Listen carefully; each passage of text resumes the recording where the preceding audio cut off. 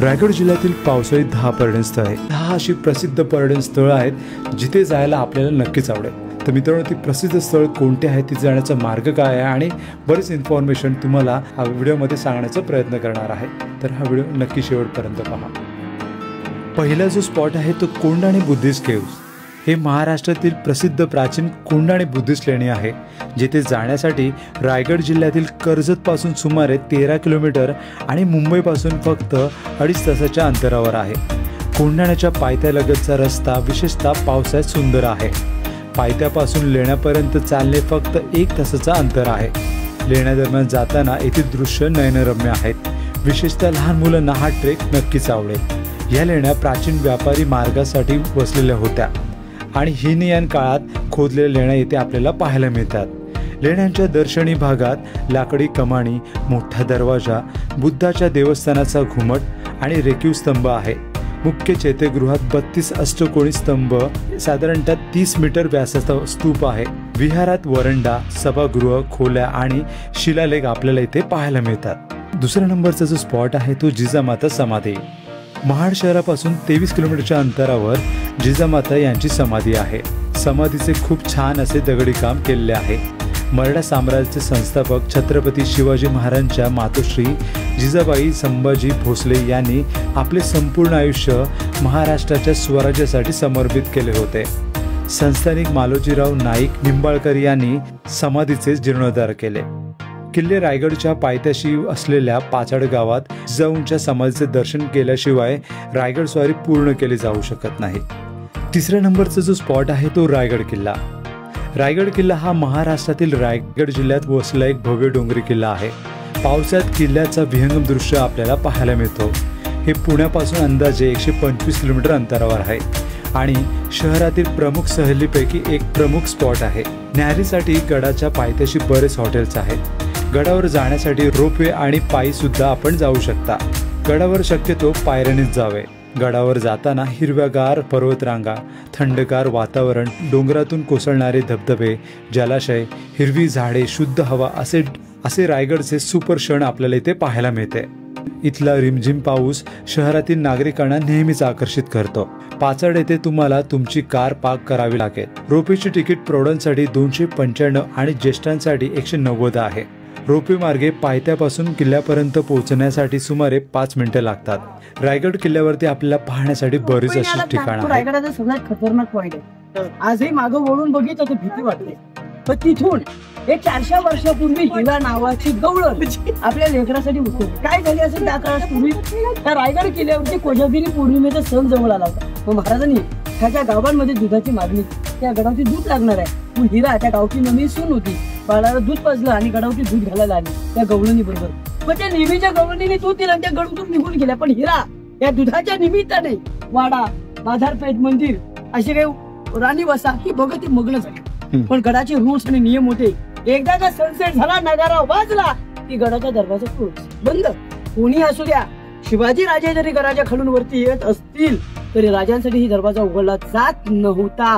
हा हिंदवी स्वराज्याचा नियम आणि कडक बंदोबस्त होता। बघा, 6 वाजले, हिरा दरवाजात पोहोचली आणि तिच्या प्रमुखांची व्याकुळ करू लागली, विनंती करू लागली की मला खाली सोडा, माझं बाळ गावात आहे, मला जाणं गरजेचं आहे। ते प्रमुख बोलले, नाही, आम्हाला आमच्या राजाची आज्ञा, तुझी इथे गडामध्ये राहायची व्यवस्था करतो आणि पहाटे त्या दरवाजातून सुटतो। तर माईला काहीच कळाना, काय बोलते तेही समजना। मग हिरा आपल्या बाळासाठी मागचा कडा उतरून खाली गेली। बोलणं सोपं आहे पण उतरणं अवघड आहे। जेव्हा ही बातमी महाराजांना गडावरती कळली, महाराज घाबरले।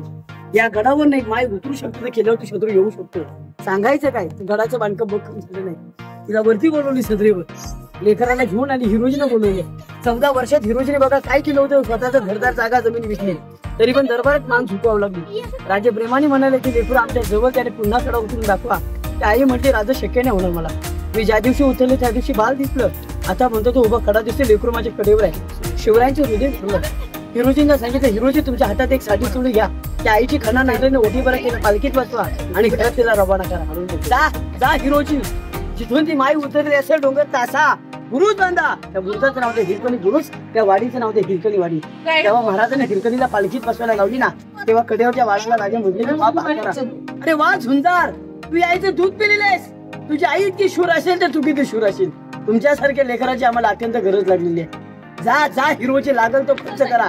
बुरुज बांधता त्या बुरुजाचं नाव ते हिरकणी बुरुज आणि वाडीचं नाव ते हिरकणी वाडी. बोला छत्रपती शिवाजी महाराज की जय. राजांचं 10 वर्ष वास्तव्य होतं. इथंच महाराजांचं निधन झालं ते 3 एप्रिल 1680 मध्ये.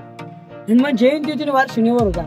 इथं आपल्या राजाने शेवटचा श्वास सोडला पण त्याच्या देहेकडे लागणे अंत्यसंस्कार इथून 1 किलोमीटर मंदिरासमोर घुमटलीची महाराजांची समाधी आहे. आगली देण्यापूर्वी महाराजांनी पडलेला पुत्र त्याचं नाव वाघ्या. त्या वाघ्या पुत्राने पण जलच्या चितीत उडी मारली. दरबार पुढे होतं. छत्रपती छत्रपती सिंहासन ज्याला मेघडंबरी बोलतो. राजांचा राज्याभिषेक 16 किल्ले रायगडावर पार पडला 6 जून 1674 ला. तुम्ही गेलात ना इथं मेणा दरवाजातून डाव्या बाजूला राणी वसा, उजव्या बाजूला अष्टप्रधानांचे कार्यालय ऑफिसेस, तिथे गेल्यानंतर पुढे पालखी दरवाजा. त्याच्यामध्ये राईटला गेलात की महाराजांचा राजमहाल जो महाराजांचं गडा वास्तव त्यांचा वाडा दिसत. वाड्याच्या पुढे गेलात तर महाराजांचा राज दरबार आहे. शिवराज्याभिषेक झाल्याचे ठिकाण. आणि पुढे भव्य इमारत आहे ते नगारखाना. तुम्ही गेलात की होळीचा माळ. होळीच्या माळापासून पुढे बाजारपेठ आणि बाजारपेठेतून गेलं पुढे जगदीश्वर मंदिर आणि आपल्या राजांची समाधी. किल्ल्यामध्ये असलेल्या राज्याच्या दरबारात एक सिंहासनाची प्रकृती असून ती नगरखाना दरवाजामध्ये तोंड करून ठेवली आहे. सिंहासनाजवळील भाग ध्वनी लहरीसाठी अशा पद्धतीने बनवला गेला आहे की दरवाजा येथे बोललेले शब्द सिंहासनापर्यंत सहजरित्या ऐकू येतात. 4थ्या नंबरचा जो स्पॉट आहे तो बळाळेश्वर अष्टविनायक. अष्टविनायक पैकी 3रा पालीचा श्री बळाळेश्वर गणपती हे अत्यंत प्रसिद्ध तीर्थक्षेत्र आहे. हे रायगड जिल्ह्यातील सुधागड तालुक्यात आहे. कर्जत स्टेशन पासून सुमारे 30 किलोमीटरच्या अंतरावर आणि पुण्याहून 110 किलोमीटरच्या अंतरावर आहे. मुंबई ते पाली एसटीने बस सेवा आहे. श्री बळाळेश्वराची 3 फुटी उंचीची डाव्या सोंडीची मूर्ती आहे. मूर्तीच्या डोळ्यात व बेंबीत चमकदार हिरे आहेत. मूर्तीच्या मागील बाजूस चांदीची रचना आहे. तर ह्या ठिकाणी एकदा अवश्य भेट द्या. 5व्या नंबरचा जो स्पॉट आहे तो शिवतरगड. शिवतरगड हे रामदास स्वामींचे मठ आहे ज्याला सुंदर मठ म्हणूनही ओळखले जाते. ही एक गुहा आहे. बारस गावाजवळ महाडपासून 34 किलोमीटरच्या अंतरावर शिवतरगड आहे. समर्थ रामदासांचे सुमारे 22 वर्ष वास्तव्य येथे होते. येथेच छत्रपती शिवाजी महाराज आणि समर्थ रामदास स्वामी यांची पहिली भेट झाली असे मानले जाते. 1950 मध्ये समर्थ सेवा मंडळाची स्थापना झाल्यानंतर लेणी आणि परिसराचे नूतनीकरण करण्यात आले. येथे जेवणाची आणि निवासस्थानाची सोय केली आहे. शिवतरगड हे भोर महाड रस्त्यावरील सह्याद्रीच्या वरंदा घाटाच्या आल्हाददायक वातावरण वसलेले आहे. पावसाळ्यात गुहेसमोर एक मोठा अवाढव्य धबधबा आहे. येथे पर्यटक पावसाळ्यात आवर्जून भेट देतात. पंचड अभयारण्य. पंचड अभयारण्य रायगड जिल्ह्यातील मुरुड व रोहा तालुक्यात आहे. महाराष्ट्र शासनाने 25 फेब्रुवारी 1986 रोजी या क्षेत्राला अभयारण्य म्हणून घोषित केले. अभयारण्य मुंबईपासून 160 किलोमीटर अंतरावर असलेल्या मुंबई, ठाणे, पालघर येथून पर्यटक येतात. महाराष्ट्र शासनाच्या वन विभाग मार्फत येथे राहण्याची व्यवस्था आहे. या अभयारण्याचे क्षेत्र 70 चौरस किलोमीटर असून समुद्र किनाऱ्यापासून 22 किलोमीटर अंतरावर आहे. हे अभयारण्य 28 गावांनी वेढले आहे. फणसड अभयारण्यात 718 वृक्ष प्रजाती आणि 17 स्तनी प्राणी, 134 पक्षी, 27 साप आणि 90 फुलपाखरांच्या प्रजाती आढळतात. फणसड अभयारण्य हे पूर्वी मुरुड जंजिऱ्याच्या राजाचे शिकारीचे ठिकाण होते. फणसड अभयारण्यात रानगवा, बिबट्या, सांबर, नाग, घोणस असे अनेक प्राणी आपल्याला पाहायला मिळतात. मोरंबे डॅम. रायगड जिल्ह्यातील पनवेल तालुक्यात खैरवाडी गारमाळ परिसरात 50 एकर जागेवर मोरंबे धरण बसले आहे. आजूबाजूच्या गावातील ग्रामस्थ या धरणाचे पाणी शेतीसाठी वापरतात. मोरंबे, चिंचवली या गावातील ग्रामस्थ या धरणाचे पाणी पिण्यासाठी वापरतात. येथून जवळच मुंबई पुणे हायवे आहे. पावसाळ्यात येथे बरेच पर्यटक फिरायला येतात. सरसगड. सरसगड हा रायगड जिल्ह्यातील पाली गावच्या जवळच्या डोंगरावर असलेला एक गिरिदुर्ग किल्ला आहे. या स्थळांच्या ऐतिहासिक महत्त्व आणि रचनात्मक स्थळांची सुंदरता खूप लोकांना आकर्षित करते. सरसगडाचा मुख्य प्रवेश दिंडी दरवाजा आहे आणि येथील पायऱ्यामार्फत गडावर पोहोचता येते.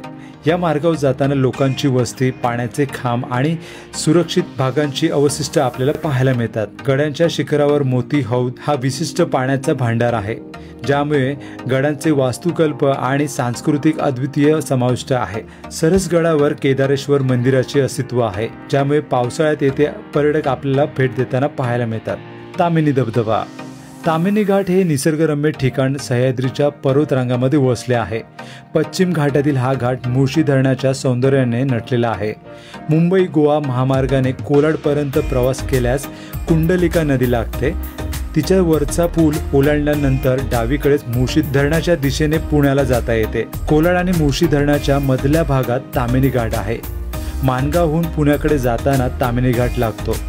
पावसाळ्यात ताम्हिणी घाटात निसर्ग आपल्याला सौंदर्याचे अप्रतिम प्रदर्शन करवतो. हिरवेगार गवताचे गालीचे, ढगांनी झाकलेले डोंगर माते आणि नागमोडी वळणाचे रस्ते पाहून मन प्रसन्न होते. चिंब पावसात भिजण्यासाठी आणि स्वर्गीय आनंदाचा अनुभव घेण्यासाठी हा घाट उत्तम आहे. घाटाच्या सुरुवातीस सुंदर लहान धबधबा आहे जो पर्यटकांना आकर्षित करतो. ताम्हिणी घाट मुंबईपासून 140 किलोमीटर आणि पुण्याहून 70 किलोमीटरच्या अंतरावर आहे. हिरवेगार वृक्ष, लांब पसरलेल्या गालीचे, खळवळणारे धबधबे यामुळे ताम्हिणी घाट निसर्गप्रेमींसाठी एक स्वर्गासारखाच समान आहे. नाणेमाची धबधबा. नाणेमाची धबधबा हा महाराष्ट्रातील सर्वोत्तम धबधब्यापैकी एक आहे. हा धबधबा महाडपासून काही किलोमीटर अंतरावर आहे. नाणेमाची धबधबा हे घनदाट जंगलातील एक नैसर्गिक आकर्षण आहे. हा सुंदर धबधब्यापर्यंत पोहोचण्यासाठी विलक्षण ऊर्जा तुम्ही अनुभवू शकता. पावसाळ्यात पर्यटक आणि स्थानिकांसाठी हे एक लोकप्रिय ठिकाण आहे. नाणेमाची धबधबा पूल दिवसभर वेगवेगळ्या रंगात चमकतो जो त्याच्या भव्य सौंदर्यात भर घालतो. रायगड जिल्ह्यातील घनदाट हिरव्या जंगलात लपलेला हा अविस्मरणीय धबधबा आहे. तर ह्या ठिकाणी एकदा अवश्य भेट द्या.